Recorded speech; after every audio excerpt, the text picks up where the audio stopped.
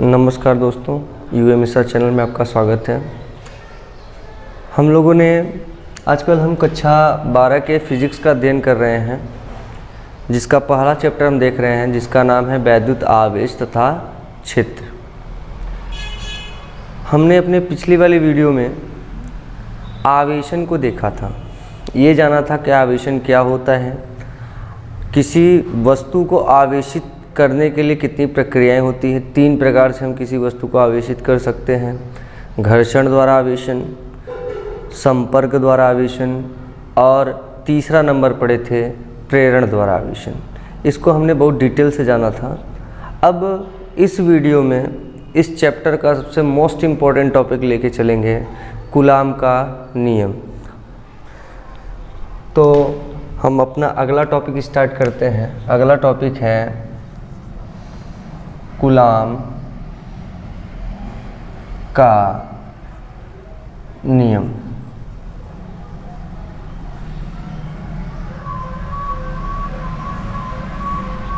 Coulomb का नियम, coulombs law.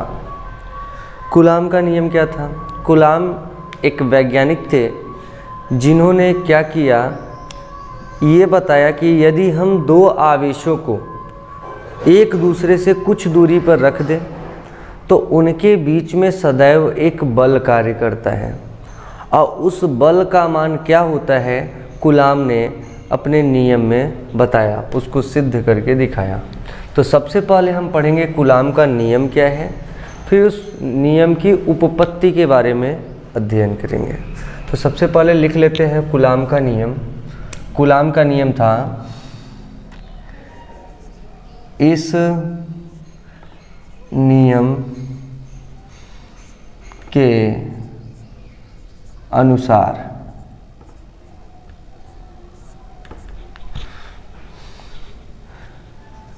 किन्हीं 2 स्थिर बिंदु आवेशों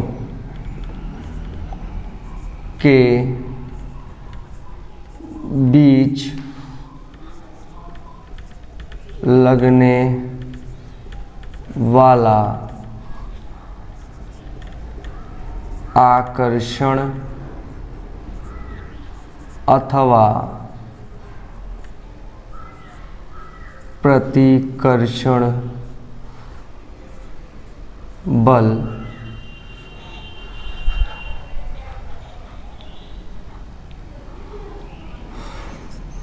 उन दोनों आवेशों की मात्राओं के गुणनफल के समानुपाती तथा उनके बीच की दूरी के वर्ग के व्युत्क्रमानुपाती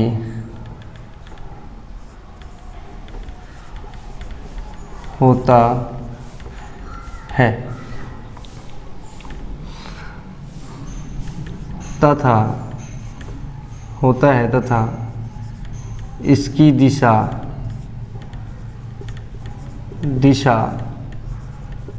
दोनों आवेशों को मिलाने वाली रेखा के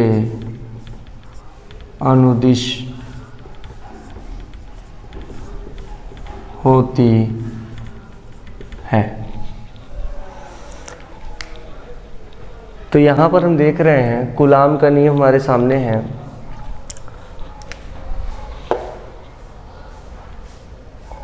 ये है कूलाम का नियम।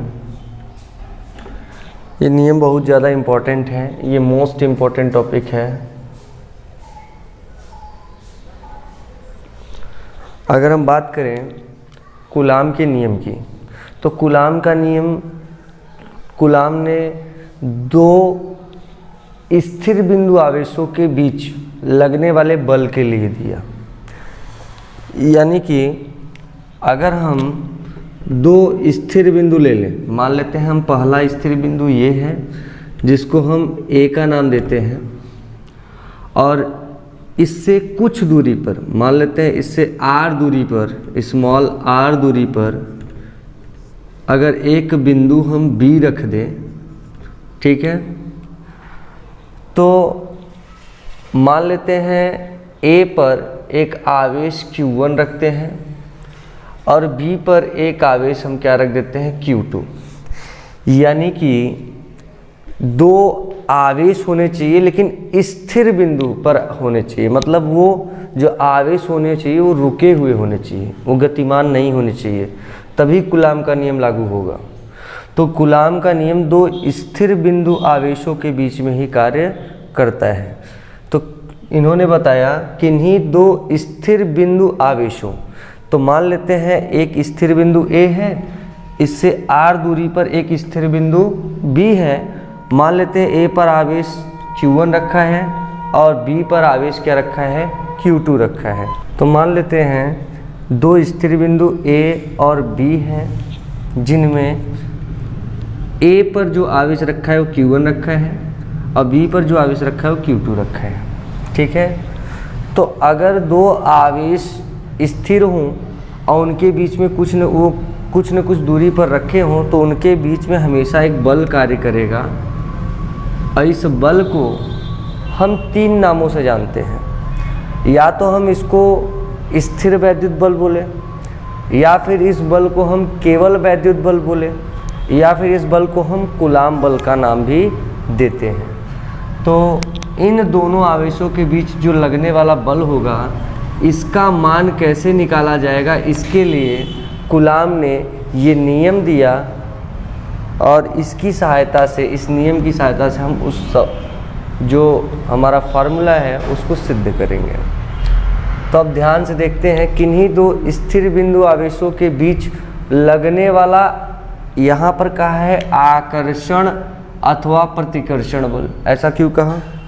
अब हो सकता है एक आवेश हमारा धनात्मक हो और दूसरा आवेश हमारा ऋणात्मक हो, तो इस कंडीशन में ये विपरीत प्रकृति के आवेश हो जाएंगे।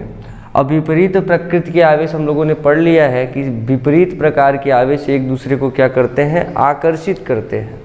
तो आकर्षण का बल लगेगा, इसलिए यहाँ पर आकर्षण लिखा है। लेकिन अगर एक धनात्मक हो और दूसरा भी धनात्मक हो, ठीक है, तो इस कंडीशन में दोनों आवेश कैसे हो गए, विपरीत प्रकृति के न होकर के समान प्रकृति के हो गए, एक जैसे आवेश हो गए। तो समान प्रकार के आवेश एक दूसरे को क्या करते हैं, प्रतिकर्षित करते हैं। तो ये इसको प्रतिकर्षित करेगा और ये इसको प्रतिकर्षित करेगा, इसलिए यहाँ पर आकर्षण अथवा प्रतिकर्षण लिखा है। तो ये डिपेंड करता है आवेशों की प्रकृति के ऊपर। प्रतिकर्षण बल उन दोनों आवेशों की मात्राओं, अब इन दोनों के बीच लगने वाला जो आकर्षण या प्रतिकर्षण बल होता है, ठीक है, अर्थात यहाँ करके हम हल करेंगे। अर्थात क्या बोल रहा है, किन्हीं दो स्थिर बिंदु आवेशों के बीच लगने वाला आकर्षण अथवा प्रतिकर्षण बल की बात कर रहा है। आकर्षण या प्रतिकर्षण बल को क्या बोलेंगे, कैपिटल एफ। तो यहाँ पर कैपिटल एफ की बात कर रहे हैं। आकर्षण अथवा प्रतिकर्षण बल उन दोनों आवेशों की मात्राओं, तो दोनों आवेशों की मात्रा क्या है, एक तो आवेश की मात्रा Q1 है और दूसरे आवेश की मात्रा क्या है, Q2 है। तो दोनों आवेशों की मात्राओं को लेना है और उनके गुणनफल, उनका गुणनफल करना है। तो पहले आवेश की मात्रा हो गई Q1 और दूसरे आवेश की मात्रा हो गई Q2, और इनका गुणनफल करना है, तो गुणनफल कर दिए। के समानुपाती होता है। समानुपाती मतलब इस प्रकार का साइन। अब इस कंडीशन को हम मानेंगे समीकरण नंबर 1। इसी प्रकार से समानुपाती तथा उनके बीच की दूरी के, और ये जो बल होता है यही बल F जो है उनके बीच की दूरी, तो इनके बीच की दूरी, इन दोनों आवेशों के बीच की दूरी कितनी है, स्मॉल r है, तो उनके बीच की दूरी के वर्ग, तो दूरी का हम वर्ग कर देंगे, के व्युत्क्रमानुपाती। व्युत्क्रमानुपाती मतलब होता है 1 के बटे में करके लिखना, तो इसके इस तरीके से रहता है, तो ये व्युत्क्रमानुपाती होता है। ठीक है, ये समीकरण नंबर 2 हो गया। अब कह रहा है तथा इसकी दिशा दोनों आवेशों को मिलाने वाली रेखा के अनुदिश होती है। इसमें जो बल की दिशा होगी या तो इस दिशा में लगेगी या तो इस दिशा में लगेगी, मतलब इसी रेखा के अनुदिश ये बल लगेगा। क्योंकि बल एक सदिश राशि है तो बल की दिशा भी होनी आवश्यक है, इसलिए जो बल लगेगा इसी रेखा के अनुदिश लगेगा। तो अब हम बात करते हैं, ये रहा हमारा समीकरण नंबर 1, ये रहा हमारा समीकरण नंबर 2। अगर समीकरण 1 और समीकरण 2 को देखें तो हम लोग मैथ में कई समीकरण हल किए हैं। अगर मैथ में ऐसे आ जाता था a बराबर x प्लस वाई, और यहीं पर आ जाता था a बराबर r प्लस टी, अगर 2 समीकरण रहता था तो हम क्या करते थे, मैथ का समीकरण जब रहता था तो उसमें बराबर का साइन आता था। लेकिन ये है फिजिक्स का समीकरण, तो मैथ के समीकरण में क्या करते थे, मैथ के समीकरण में नियम होता था अगर किसी समीकरण का बायां पक्ष और बायां पक्ष बराबर हो, बराबर के बाईं तरफ वाला होता है बायां पक्ष LHS और बराबर के दाईं तरफ वाला होता है RHS, यानी कि राइट हैंड साइड। तो बाएं पक्ष और दाएं पक्ष की बात करते हैं। तो अगर मैथ के समीकरण में क्या होता था, अगर बायां पक्ष और बायां पक्ष बराबर है, ठीक, तो ये बराबर वाला हट जाता था जो बराबर रहता था, और जो बराबर नहीं रहता था उसको क्या करते थे, तुलना करके समीकरण 1 व 2 से तुलना करते थे, तो x प्लस वाई बराबर r प्लस टी हो जाता था। इस प्रकार से हल करते थे। लेकिन ये हमारा मैथ का समीकरण तो है नहीं, ये हमारा फिजिक्स का समीकरण है, तो इसका नियम क्या होता है, इसको ध्यान देते हैं। अब अगर हम इसकी बात करें तो इसमें देखो, इसमें भी बाईं तरफ वाला बराबर बायां पक्ष कहलाएगा, बाईं तरफ वाला बायां पक्ष कहलाएगा, और दाईं तरफ वाला क्या कहलाएगा, दायां पक्ष कहलाएगा। तो इस बाएं पक्ष की अगर बात करें तो ये जो बायां पक्ष होता है, अगर बायां बायां बराबर है तो हम क्या करेंगे, तुलना कर लेंगे, जैसे उसमें करते थे समीकरण 1 व 2 से। अगर हम समीकरण 1 और 2 की तुलना करें तो समीकरण 1 में देख रहे हैं बायां पक्ष में F है, कैपिटल F, और समीकरण 2 के बाएं पक्ष में भी कैपिटल F है। तो बायां पक्ष और बायां पक्ष बराबर है, तो होगा क्या, बाएं पक्ष को एक बार लिखा जाएगा, तो capital F is proportional to, ऐसे ही रहेगा। अब अगर दायां पक्ष और दायां पक्ष बराबर नहीं है तो दाएं पक्ष के पहले समीकरण को पहले लिखे, दूसरे समीकरण को बाद में किए हैं, तो तुलना करें तो दायां वाला, पहले समीकरण का जो दायां वाला है उसको पहले लिखा जाएगा, Q1 इंटू Q2 ऐसे पहले लिखा जाएगा, और इसके गुणे में, पहले वाले के गुणे में दूसरे वाले को लिख दिया जाता है, यानी कि इंटू 1/r² हो जाएगा।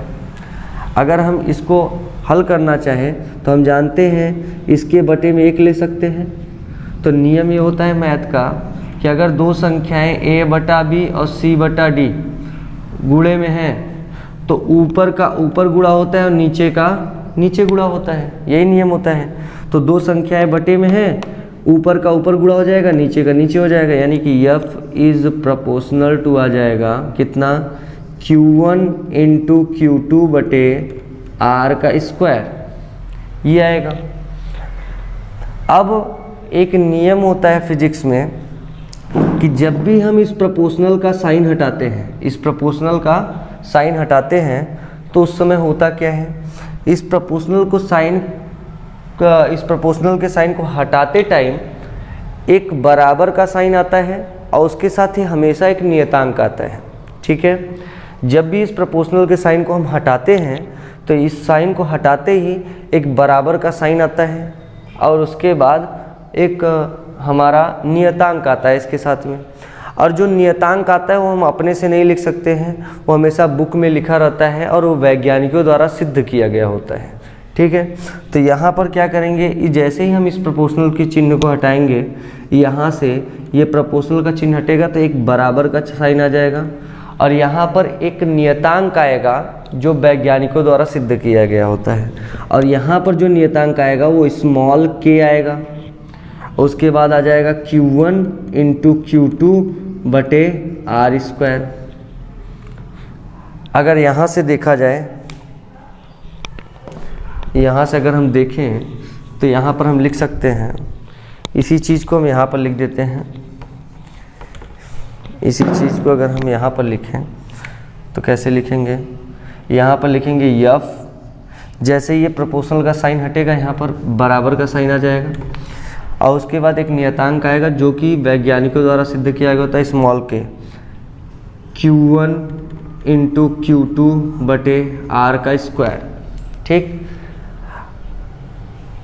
यहाँ पर वैज्ञानिकों ने यह सिद्ध करके बताया कि स्मॉल k का जो मान होता है, स्मॉल k का जो मान होता है, यह एक नियतांक है स्मॉल k, इसका जो मान होता है ये होता है 1/4 pi epsilon not capital K के बराबर होता है। ठीक है, अगर स्मॉल k इतने के बराबर है तो इसका मतलब जहाँ पर स्मॉल k दिखेगा उसके स्थान पे इतना रख सकते हैं। तो यहाँ पर स्मॉल k है तो स्मॉल k की जगह पर हम इतना मान भी रख सकते हैं। तो यहाँ से अगर देखें तो F बराबर फार्मूला आ गया। अगर यह मान उठा करके हम इस समीकरण में रख दें तो यहाँ से निकल करके आएगा इस कैपिटल F बराबर 1/4 pi epsilon 0 capital K Q1 into Q2 बटे R का स्क्वायर। तो यहाँ पर ये जो आया हमारा एक फार्मूला हो गया कूलाम के नियम का। लेकिन ये फार्मूला हम तभी लगा सकते हैं जब हम एप्सिलॉन नॉट और k के बारे में भली भांति जानते हो। ठीक है, तो अभी हम एप्सिलॉन नॉट के बारे में अगले वीडियो में डिस्कस करेंगे, बस इसका नाम लिख रहे ये है क्या। तो यहाँ पर अगर बात करें तो यहाँ पर हम लिख सकते हैं जहाँ एप्सिलॉन नॉट जो है निर्वात की वैद्युतशीलता होती है, निर्वात की वैद्युतशीलता होती है, वैद्युतशीलता होती है। और कैपिटल क्या होता है, कैपिटल K को बोलते हैं परावैद्युतांक। किसी माध्यम का परावैद्युतांक। इन दोनों की चर्चा करेंगे हम नेक्स्ट वीडियो में। अभी फ़िलहाल में बस इसको देखते हैं कि एप्सिलॉन नॉट जो है निर्वात की विद्युतशीलता है और कैपिटल के माध्यम का परावैद्युतांक है। अगर हम यहाँ से एक और फार्मूला निकालना चाहें तो हम आसानी से निकाल सकते हैं। तो अगला फार्मूला हमारा क्या होगा, अगर यहाँ से देखें तो इस फार्मूले को हम ऐसा भी लिख सकते हैं। अगर इस फार्मूले को देखा जाए तो हम इस फार्मूले को लिख सकते हैं। हाँ, ये फार्मूला कब लगाएंगे, ये फार्मूला तब लगाएंगे जब हमारा कैपिटल K का मान हमको क्या होगा, दिया रहेगा। कैपिटल K का मान अगर दिया रहेगा तभी हम इस फार्मूले का, यानी कि माध्यम का परावैद्युतांक अगर सवाल में दे दें कि कोई दो आवेश हैं, उन दोनों आवेशों को मिट्टी के तेल में इतनी दूरी पर रखा गया है, तो ये माध्यम हो गया हमारा मिट्टी का तेल। या कोई दो आवेश हैं, दो स्थिर बिंदु आवेश हैं जिनको पानी में इतनी दूरी पर रखा गया है, तो जहाँ पर पानी, मिट्टी का तेल, केरोसिन ये सब चीज़ें आ जाएंगी, मोम आ जाए, वहाँ पर हम क्या करते हैं, K का मान हमको सवाल में दिया रहता है, वही मान उठा करके यहाँ रखते हैं और इसको हल करते हैं। इसी प्रकार से अगर हम K का मान अगर हम 1 माने तो हमको पता है, ये पता होना चाहिए कि निर्वात या वायु के लिए निर्वात या वायु के लिए जो कैपिटल K का मान होता है ना, परावैद्युतांक का मान होता है, वो 1 के बराबर होता है। अगर हम निर्वात या वायु के लिए देखें तो जो कैपिटल K का मान होता है वो हमेशा 1 के बराबर होता है। निर्वात क्या होता है? निर्वात का मतलब होता है ऐसा कोई स्थान जहाँ पर हवा भी न हो। जैसे अगर हम साइकिल के ट्यूब में से सारा का सारा हवा बाहर निकाल लें तो साइकिल के ट्यूब में हवा निकालने के बाद जो अंदर बचता है वो क्या होता है? निर्वात होता है। अब वायु तो हम जानते ही हैं, तो अगर निर्वात हो या वायु हो तो उन दोनों के लिए K का मान लगभग 1 के बराबर ही होता है। तो अगर K का मान 1 हुआ तो यहाँ पर K की जगह पर हम 1 रख सकते हैं, तो यही फार्मूला हमारा बदल जाएगा। तो यहाँ से अगर हम इसी K का मान इस समीकरण में रखें तो ये सूत्र मिलेगा कैपिटल F बराबर 1/4 पाई एप्सिलॉन 0, और यहाँ पर इंटू में 1 हो जाएगा, और K की जगह पर यहाँ पर कितना आ जाएगा? 1, और 1 का किसी भी संख्या में गुणा करें तो वही संख्या आता है, तो इतना हो जाएगा। और आगे का तो ऐसे ही आएगा Q1 इंटू Q2 बटे R का स्क्वायर, इतना हो जाएगा। तो ये हमारा क्या बना? ये हमारा एक और फार्मूला निकला। ये फार्मूला हम तब इस्तेमाल करेंगे जब हमारा 2 आवेश कुछ दूरी पर रखे हों, लेकिन या तो निर्वात में रखे हों या तो वायु में रखे हों। ठीक है। अब अगर सवाल में किसी माध्यम का नाम नहीं लिया है तो हम उसको निर्वात या वायु मान के ही चलेंगे, लेकिन अगर सवाल में माध्यम का नाम ले लिया है तो हम क्या करेंगे? इस फार्मूले का इस्तेमाल करेंगे। वहाँ पर K का मान दिया रहेगा और इस फार्मूले का इस्तेमाल करके हम क्या करेंगे? वैल्यू पता लगाएंगे। ठीक है। तो इस प्रकार से हम कर सकते हैं। अब बात आती है Q1, Q2 और R तो हम समझ गए, ये चीज़ें हैं क्या? तो यहाँ पर वैज्ञानिकों द्वारा सिद्ध किया गया कि वैज्ञानिकों ने ये बताया कि भैया जो 1/4 पाई एप्सिलॉन नॉट की जो वैल्यू होती है वो होती है 9 गुणे 10 घाते 9, 9 गुणे 10 घाते 9। अगर इसका मात्रक देखें तो इसका मात्रक क्या होता है? न्यूटन। इसका मात्रक क्या होता है? न्यूटन। इसका मात्रक भी होता है न्यूटन। तो यहाँ से अगर मात्रक देखें इसका, तो इसका मात्रक हो जाएगा न्यूटन मीटर स्क्वायर प्रति कूलाम का स्क्वायर। ये पहला नोट है हमारा। तो ये हमको याद होना चाहिए, जब भी हम सवाल लगाएंगे तो 1/4 पाई एप्सिलॉन 0 का मान हमेशा इतना रखेंगे। तो अगर इस फार्मूले में अगर हम इसके स्थान पे डायरेक्ट ये वाला मान रख दें तो फार्मूला कुछ इस प्रकार से दिखेगा, कैपिटल F बराबर 9 गुणे 10 की घात में 9 Q1 इंटू Q2 बटे R स्क्वायर। अब चाहे इस फार्मूले का इस्तेमाल करो चाहे इस फार्मूले का इस्तेमाल करो, बात तो एक ही है। अगर हम ऊपर वाले फार्मूले का इस्तेमाल करते हैं, इस वाले फार्मूले का इस्तेमाल करते हैं, तो इसके लिए हमको ये वाला वैल्यू पता होना चाहिए कितना होता है। अगर नीचे वाले फार्मूले का इस्तेमाल करते हैं तो यहाँ पर हमको वैल्यू पता लगाने की ज़रूरत नहीं है, वैल्यू पहले से लिखा हुआ है। लेकिन ये फार्मूला याद करने से एक ही हमको प्रॉब्लम हो सकता है कि अगर माध्यम के लिए पूछेगा तो हम यहाँ पर मान नहीं रख पाएंगे। तो माध्यम के लिए K का मान रखना पड़ेगा, और यहाँ पर K का मान रखना कैसे रखेंगे? इसको साइड में कर लेंगे और 1/K का मान रख देंगे, तब हल कर सकते हैं। तो ये था हमारा एक बहुत ही ज़्यादा इम्पोर्टेंट टॉपिक, कूलाम का नियम। और कूलाम के नियम का हमने निगमन भी देखा। तो कूलाम का नियम परीक्षा में लगभग पूछता है, तो इसे हम अच्छे से तैयार रखेंगे। तो ये था कूलाम का नियम। अब हम अगले वीडियो में हम अपने अगले टॉपिक को लेकर के बहुत डिटेल से डिस्कस करेंगे। धन्यवाद।